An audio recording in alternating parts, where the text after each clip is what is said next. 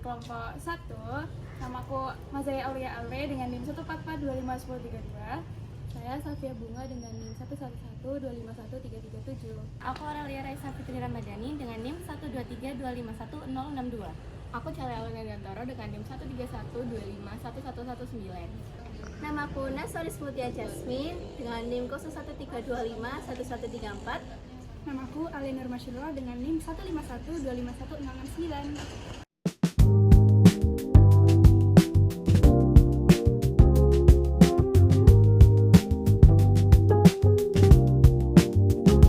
Masjid Jami Peneleh berdiri sebagai salah satu saksi bisu awal penyebaran Islam di Surabaya.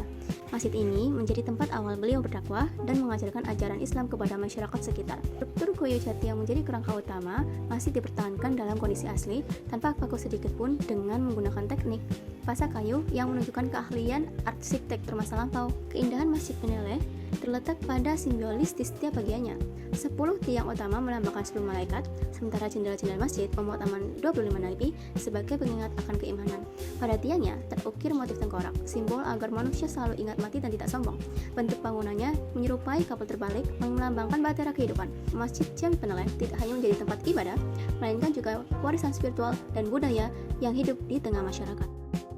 Museum Haus Cokro Aminoto merupakan salah satu situs bersejarah yang menjadi kebanggaan masyarakat Kampung Peneleh. Museum ini terletak di Jalan Peneleh, Gang 7, nomor 29, Surabaya. Rumah sederhana bergaya kolonial ini dulunya adalah tempat tinggal Haji Umar Said Cokro Aminoto. Rumah ini juga memiliki nilai sejarah yang sangat tinggi karena pernah menjadi tempat kos beberapa tokoh besar Indonesia seperti Soekarno, Semaun, dan Musso yang kelak memainkan peran penting dalam sejarah kemerdekaan Indonesia.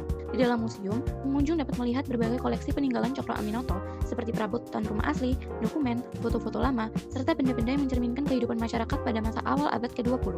Museum ini tidak hanya menjadi destinasi wisata sejarah, tetapi juga berfungsi sebagai media edukasi bagi masyarakat untuk mengenal lebih dekat perjuangan dan pemikiran Cokro Aminoto. Makam Belanda Kampung Peneleh adalah salah satu kompleks pemakaman tertua di Surabaya, terletak di kawasan Kampung Peneleh, Kecamatan Genteng. Makam ini dibangun sekitar tahun 1800-an dan menjadi salah satu makam Eropa tertua di Indonesia. Pada masa kolonial, tempat ini digunakan sebagai lokasi pemakaman bagi warga Eropa dan pejabat Belanda yang tinggal di Surabaya waktu itu. Di dalam kompleks luas beberapa hektare ini, terdapat lebih dari 1.200 nisan bergaya klasik Eropa, dengan ornamen salib, pahatan marmer, dan lambang keluarga bangsawan.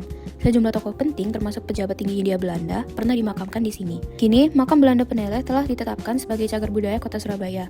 Walaupun banyak nisan yang telah mengalami kerusakan akibat usia dan faktor alam, tempat ini tetap menjadi saksi bisu sejarah kolonial, sekaligus objek wisata edukatif dan bagian penting dari jalur heritage Peneleh yang menggambarkan perpaduan antara masa lalu dan kehidupan modern di tengah kota Surabaya. Sumur Jobong merupakan sumur tua yang dipercaya berasal dari zaman kerajaan Majapahit.